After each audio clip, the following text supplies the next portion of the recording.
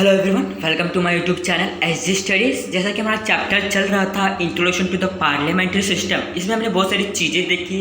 किस तरह जो ब्रिटिश शासन थी उन्होंने किस तरह हमारे इंडिया को क्या दिया था, पार्लियामेंट्री सिस्टम गवर्नमेंट दिया था, जो कि हमारे जो प्रेसिडेंट थे या फिर जो बाबा साहब अम्बेडकर थे जिन्होंने कॉन्स्टिट्यूशन बनाया, उसमें इनको बहुत ही सहायता मिली। किसकी सहायता मिली? जो ब्रिटिश ने पार्लियामेंट्री सिस्टम बनाया था, क्योंकि उन्हें वापस से पार्लियामेंट्री सिस्टम बनाने की ज़रूरत नहीं थी। जिस तरह ब्रिटिश पार्लियामेंट था उसी में कुछ चेंजेस लाकर या फिर उसी में जो लॉज थे उसमें कुछ चेंजेस लाकर, और जो कुछ थे जो वेलफेयर के लिए पीपल्स के उसमें चेंजेस लाकर जो हमारा new constitution based on parliamentary system form हुआ था। ये सारी चीज़ें हमने पढ़ा था। हमने आपको बताया भी किस तरह पार्लियामेंट्री सिस्टम वर्क करता है, उसमें जो हमारा इंडियन सेंट्रल पार्लियामेंट्री सिस्टम है किस तरह वर्क करता है, वो किस तरह 3 पार्ट में डिवाइडेड है। पहला legislature, executive and judiciary system, किस तरह ये सारे वर्क करते हैं, कितनी मेजोरिटी होनी चाहिए, कोएलिशन गवर्नमेंट किस तरह फॉर्म होता है, जो गवर्नमेंट में अगर कोई भी है तो लीडर कौन बनता है, प्राइम मिनिस्टर कौन बनता है। ये सारी चीज़ें हमने हमारा जो प्रीवियस वीडियो था उसमें हमने बता दिया है। किस तरह अगर कोई भी समझ लो किसी के ऊपर भी आपने अगर कोई लॉ पास किया, कोई भी अगर लॉ पास किया तो उसमें ना कि केवल प्राइम मिनिस्टर की गलती है, बल्कि पूरे जो उनके लेजिस्लेचर, एक्सिक्यूटिव या फिर जुडिशरी है, सबकी रिस्पॉन्सिबिलिटी बनती है कि अगर कुछ भी उसके ऊपर लॉ उल्लंघन होता है तो वो पूरी रिस्पॉन्सिबिलिटी किसके ऊपर होगी? पूरी गवर्नमेंट के ऊपर। यानी गवर्नमेंट तो हमने आपको बताया 3 पार्ट में डिवाइडेड होती है, तो उन्हीं के ऊपर पूरी रिस्पॉन्सिबिलिटी जाती है। तो अभी हम देखते हैं इसमें why India adopt a parliamentary system of a government. यानी कि हमने देखा कि पार्लियामेंट्री सिस्टम वर्क करता है, ये सारी चीज़ें देखी। अब देखते हैं पार्लियामेंट्री जो सिस्टम है इसे क्यों अडॉप्ट किया, प्रेसिडेंशियल सिस्टम क्यों नहीं अडॉप्ट किया। ऐसे प्रेसिडेंशियल सिस्टम भी हम अडॉप्ट कर सकते हैं, या फिर कोई और सिस्टम जो होता है जो अलग कंट्रीज फॉलो करती हैं उससे भी हम अडॉप्ट कर सकते हैं। तो हम देखते हैं कि जो इंडिया है उन्होंने पार्लियामेंट्री सिस्टम ही क्यों अडॉप्ट किया।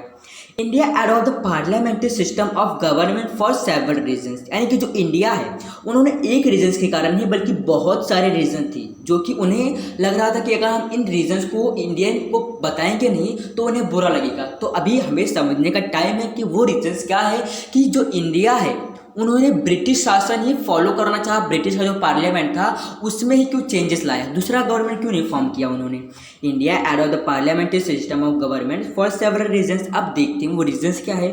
The development of parliamentary institution started during the British rule. अब जो ये पार्लियामेंट्री जो आप बोलोगे जो इंस्टीट्यूशन चल रहा है, फिर जो पार्लियामेंट्री जो हमारा संसद है उसमें जो कुछ भी कार्य हो रहे पब्लिक के वेलफेयर के लिए, 1947 के बाद से कार्य होने लगे। पहले पब्लिक के वेलफेयर के लिए काम नहीं हुआ करता था, क्योंकि पहले जो ये पार्लियामेंट था वो किसका था? ब्रिटिश शासन का था।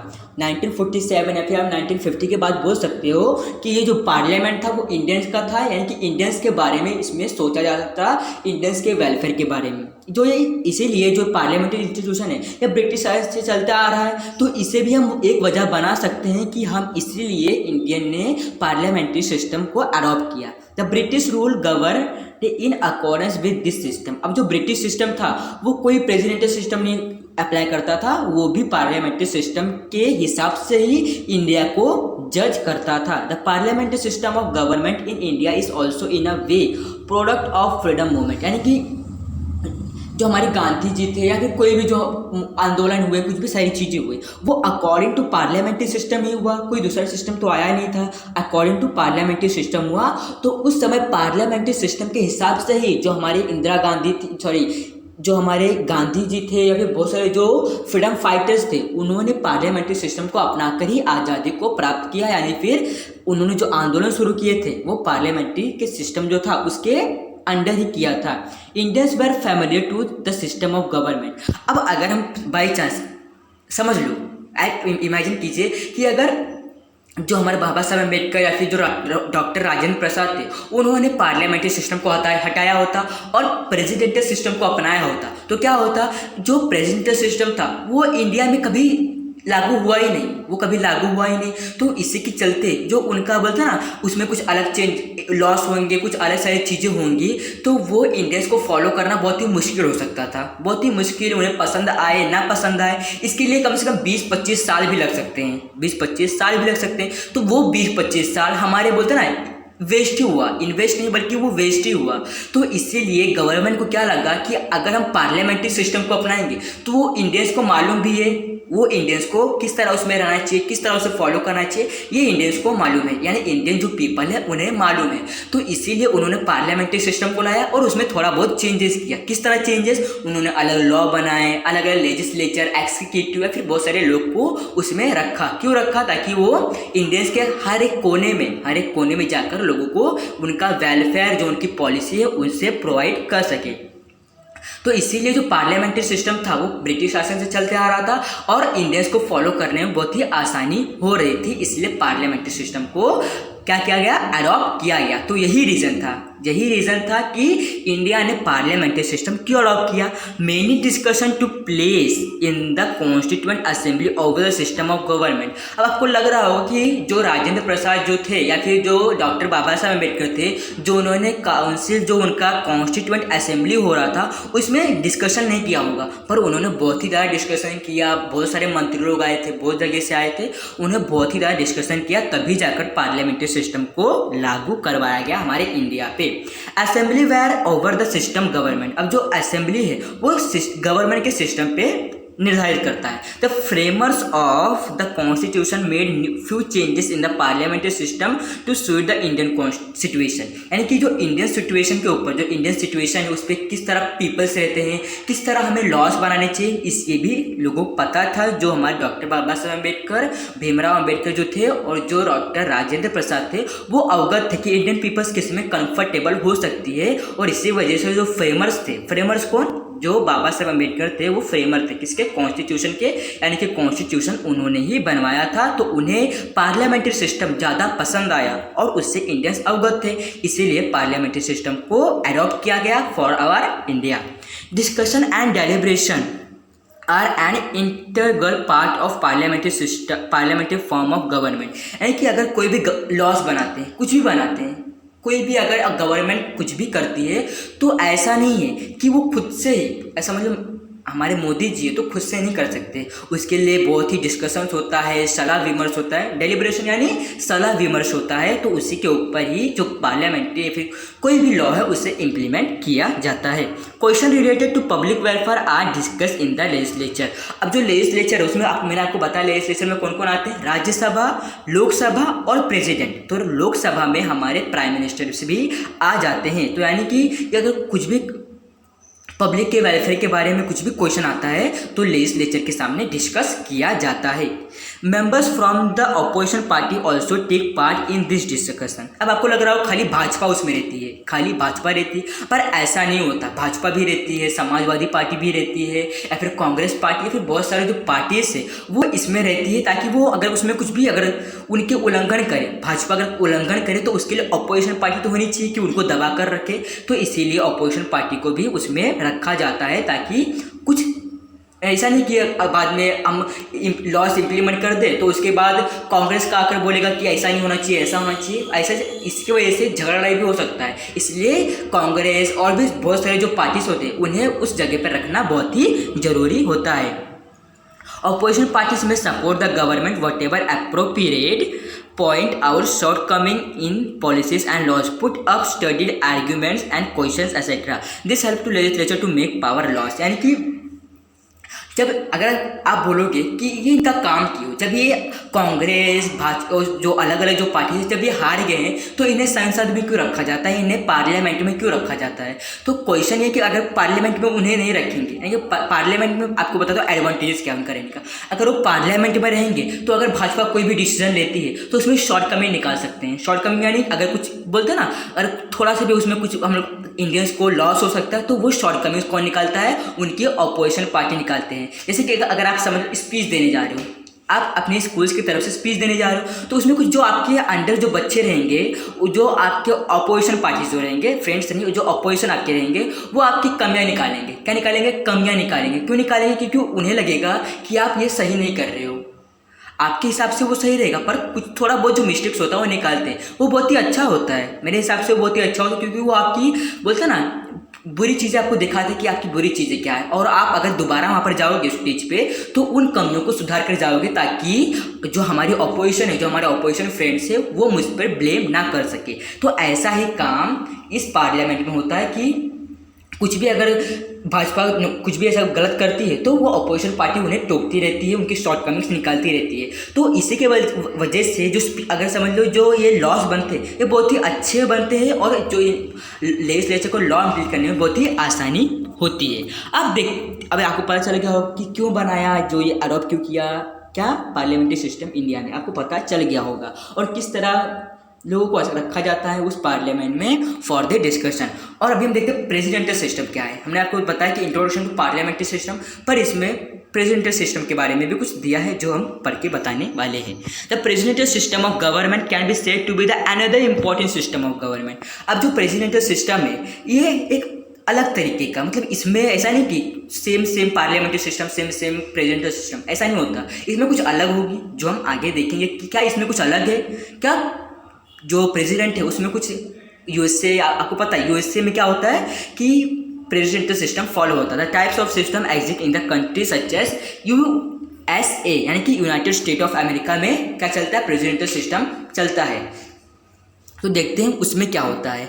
This system is different from the parliamentary form. अब जो ये सिस्टम है ये बहुत ही अलग है। आप बोल सकते हो इसमें कुछ भी सिमिलरिटीज आपको नहीं दिखेंगी, इसमें बहुत सारे डिफरेंस दिखेंगे, क्या पार्लियामेंट्री सिस्टम में और प्रेसिडेंशियल सिस्टम में। In this system the president is the executive and is dependent on the legislature and as the head of state the president directly elected by people. यानी कि इसमें भी executive होते हैं, legislature होते हैं, और प्राइम मिनिस्टर नहीं बल्कि इसमें प्रेसिडेंट होते हैं। यानी कि आपको पता होगा जो एग्जीक्यूटिव है उस जगह पे ये एग्जीक्यूटिव जो है उसमें प्रेसिडेंट रहता है, उसमें कोई प्राइम मिनिस्टर नहीं होता, बल्कि सारे जो कंट्रोल होता है वो प्रेसिडेंट ही संभाला करता है, यानी कि राष्ट्रपति ही संभाला करते हैं। तो उसमें लेजिस्लेचर और एग्जीक्यूटिव दोनों होते हैं, पर राज्यसभा लोकसभा इसमें सब नहीं आते, या फिर कोई भी मंत्रीगण इसमें नहीं आते। इसमें खाली 3 टाइप्स के रहते हैं, क्या, प्रेसिडेंट, एग्जीक्यूटिव एंड लेजिस्लेचर, यानी कि इसमें जुडिशरी का कुछ भी मामला नहीं है। अगर वहाँ पे ऐसा कुछ, इसीलिए हम कहते हैं जो इंडिया में बहुत ही अच्छी तरीके से चलता है, जो कि अमेरिका में नहीं चल पाता, उतनी अच्छी से कॉपरेट नहीं कर पाते पीपल्स उस जगह पे। इंडिया में बहुत ही अच्छा पार्लियामेंट्री सिस्टम फॉलो होता है compare to America. And as the head of state the president is directly elected by people, यानी कि वो स्टेट का हेड होता है, कि जो उनका कंट्री है कि स्टेट, हर जगह का वो हेड होता है। उसमें चीफ मिनिस्टर्स नहीं होते। हमारे इंडिया में आपको दिख रहा होगा चीफ मिनिस्टर्स होते हैं, पर वहाँ पर शायद चीफ मिनिस्टर्स नहीं पाए जाते हैं, इसीलिए।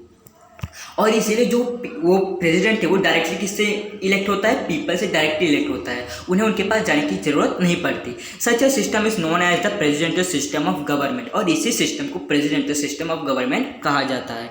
Through the 3 organs are independent from each other. अब जो 3 ऑर्गन्स, क्या, प्रेसिडेंट, एग्जीक्यूटिव एंड लेजिस्लेचर, अब ये इसको तीनों का काम कौन करता है, प्रेसिडेंट अकेला करता है। इसमें कोई मतलब अगर कोई भी चीज़ हो, अमेरिका में कोई भी चीज़ हो, उस पर कंट्रोल खाली प्रेसिडेंट करेगा और किसी का भी नहीं रह सकता। There are enough connection between them to work in harmonic condition. The United State of America has adopted the presidential system of government.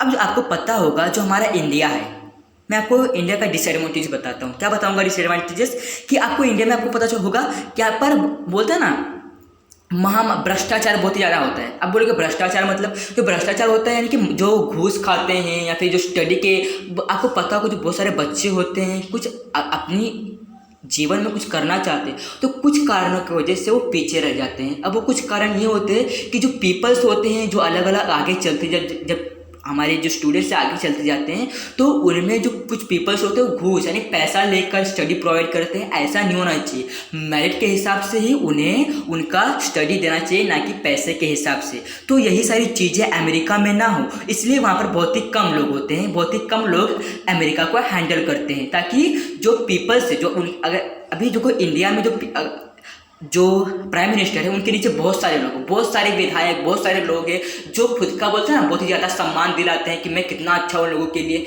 ये सारी चीज़ें बहुत ही बताते हैं, जो कि उतना रहते नहीं। अगर हम कहीं पे देखने जाएंगे तो वो बहुत ही हमसे बोलते हैं पैसे लेते हैं, भी बहुत सारी चीज़ें लेती हैं, तभी वो जाकर हमें एजुकेशन प्रोवाइड करते हैं या फिर किसी कॉलेज में दाखिला दिलाते हैं। पर अमेरिका में ऐसा नहीं होता। अमेरिका में मेरिट के हिसाब से नहीं, गुण के हिसाब से काम मिलता है या फिर कोई भी चीज़ हुआ करती है। तो उसमें क्यों ऐसा होता है? क्योंकि वह मंत्री लोग कम है, तो मंत्री लोग कम है तो भ्रष्टाचार भी कम होगा। इसीलिए the United State of America ने प्रेसिडेंशियल सिस्टम को अप्लाई किया।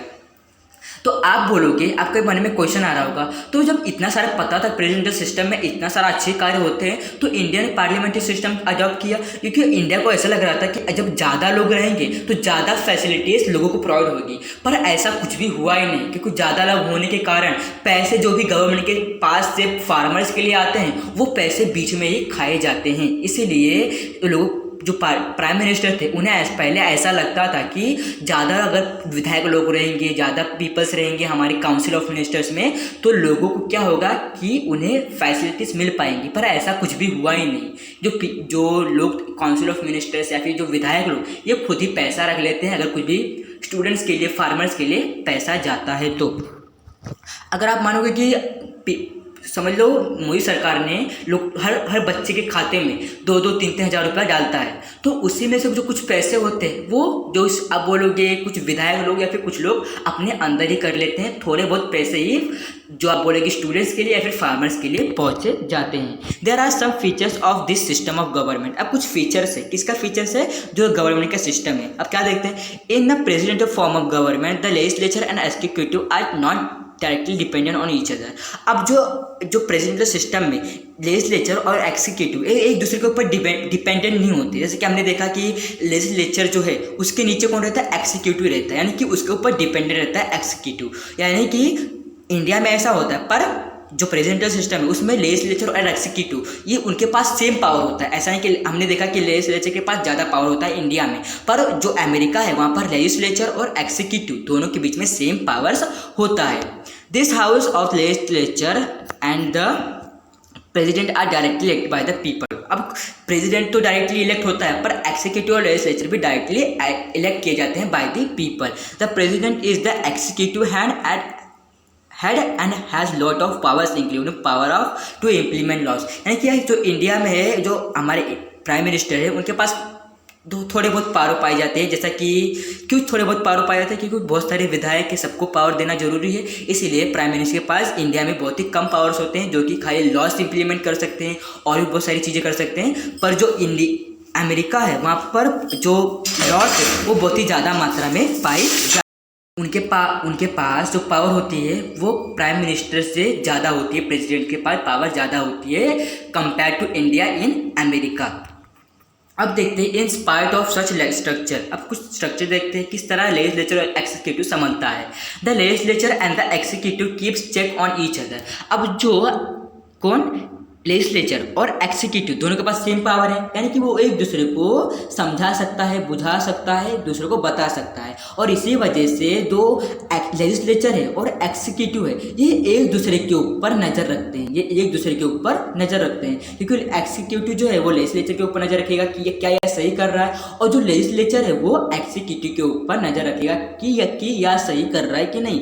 तो वो एक दूसरे की कमियाँ ढूंढते रहते हैं, और अगर ये खुद में कमियाँ ढूंढेंगे तो जो उनके नीचे के जो लोग हैं वो बहुत ही बोलते हैं ना, उनको फैसिलिटीज प्रोवाइड हो सकती है। क्योंकि अगर समझ लो लेजिस्लेचर इंडियंस को, मतलब लेजिस्लेचर अमेरिकन पीपल्स को ज़्यादा फैसिलिटीज नहीं दे रहा है, कुछ पैसे खुद के पास रख रहा है, तो एक्जीक्यूटिव क्या करेगा? उसके ऊपर केस दर्ज कर देगा। और तो अगर वो उसके ऊपर केस दर्ज करेगा तो लेजिस्लेचर लोगों को अच्छी फैसिलिटीज देने लगेगा, जो पीपल्स है उनको अच्छी फैसिलिटीज देने लगेगा। और अगर एक्जीक्यूटिव कोई काम बुरा करता है तो लेजिस्लेचर उसके ऊपर क्या कर देगा? केस कर देगा या फिर कुछ और चीज़ें कर देगा जो कि उसे हटा सके। तो इसी की वजह से जो एक्जीक्यूटिव है वो भी लोगों को वेलफेयर देने के लिए बहुत ही अच्छा सोचेगा। इसलिए अमेरिका के गवर्नमेंट ने क्या किया कि उनको छोड़ दिया उनके ऊपर कि आप दोनों एक दूसरे के ऊपर नज़र रखिए। तो वो एक दूसरे की कमियां फाइंड करते हैं और अपने अमेरिका को और भी ज़्यादा डेवलप करने की कोशिश करते हैं। ये बहुत ही अच्छा है। Keep check on each other, एक दूसरे के ऊपर चेक करते रहते हैं। The mutual control over each can lead to responsible government, और इसी के चलते उनकी गवर्नमेंट भी बहुत ही ज़्यादा रिस्पॉन्सिबल है, बहुत ही ज़्यादा अच्छी खासी मानी जाती है। Apart from parliamentary system presidential system of government, there are other forms of government system that are followed in France, Switzerland, Germany। यानी कि जो हमारा पार्लियामेंट्री सिस्टम है और जो प्रेसिडेंशियल सिस्टम है उसके अलावा भी बहुत सारे, जैसे मैंने आपको बताया पिछले जो हमारा लास्ट वीडियो था, मैंने सॉरी आपको बताया कि खाली 2 ही सिस्टम फॉलो होते हैं, पर और भी बहुत सारे सिस्टम फॉलो होते हैं जो कि हमें पता नहीं है, पर अलग अलग जो कंट्री से उस पर अप्लाई होते हैं। यहाँ पे लिखा ना, प्रेसिडेंशियल और पार्लियामेंट्री सिस्टम के अलावा भी बहुत सारे सिस्टम फॉलो होते हैं जो कि हमें पता नहीं है। वो कहाँ पे फॉलो होते हैं? फ्रांस में फॉलो होते हैं, स्विट्ज़रलैंड में फॉलो होते हैं, जर्मनी में फॉलो होते हैं। उनका सिस्टम अलग है compared to parliamentary or president system. Several countries owing to their unique circumstance have evolved different system of government। अब जो उनका बोलते हैं ना, उनका जो हिस्ट्री है कुछ अलग होगा, उनका आसपास का माहौल कुछ, उनका सर्कमस्टेंसेस अलग होगा। ऐसे बहुत सारी चीज़ें अपने आप, कुछ फैक्ट पता होगा आपको कि अलग अलग स्टेट्स में कुछ महिलाओं को ये अधिकार नहीं है, कुछ मर्दों को ये अधिकार नहीं है, इसमें 2 बार शादियाँ होती है, इसमें 3 बार शादियाँ होती है। वो क्यों होता है? क्योंकि उनका कॉन्स्टिट्यूशन ही उस तरह बना होता है, इसलिए पीपल्स को वो सारी चीज़ें फॉलो करनी पड़ती हैं। आप शुक्र मनाइए ऐसा कुछ हमारे इंडिया में नहीं है। तो उनका आसपास का सर्कमस्टेंसेस, उनका सराउंडिंग जिस तरह रहता है उसी हिसाब से लोगों को कॉन्स्टिट्यूशन बनाने में हेल्प मिलती है। In the next chapter we will study the structure and the working and role of in the Indian parliament. यानी कि जो हमारा नेक्स्ट चैप्टर आने वाला है उसमें देखेंगे स्ट्रक्चर किस तरह है पार्लियामेंट का, पार्लियामेंट में कौन कौन बैठता है, और भी बहुत सारी चीज़ें। हमने इसमें बहुत कम चीज़ देखी, और भी बहुत सारी चीज़ें जो राज्यसभा लोकसभा के बारे में, ये सारी चीज़ें हम हमारे नेक्स्ट चैप्टर में देखेंगे बेस ऑन इंडियन पार्लियामेंट। तो कैसा लगा आपको वीडियो? प्लीज़ हमें लाइक शेयर और सब्सक्राइब जरूर करिएगा। कुछ भी थोड़ा सा भी समझ में आया तो प्लीज़ हमारे चैनल को सब्सक्राइब कर दीजिएगा। Thanks for watching video. Please like share and subscribe to my channel. If any doubt was there then you can ask me. अगर आपको कुछ, शायद आपको थोड़ा जो हमारा जो वीडियो है उसमें से कम आवाज़ आ रहा हो तो प्लीज़ ईयरफोन का यूज़ कीजिए, जिससे कि चलते आपको बहुत ही अच्छे से सुनाई दे सकता है। तो मिलते हैं हमारे नेक्स्ट वीडियो में, तब तक के लिए बाय बाय।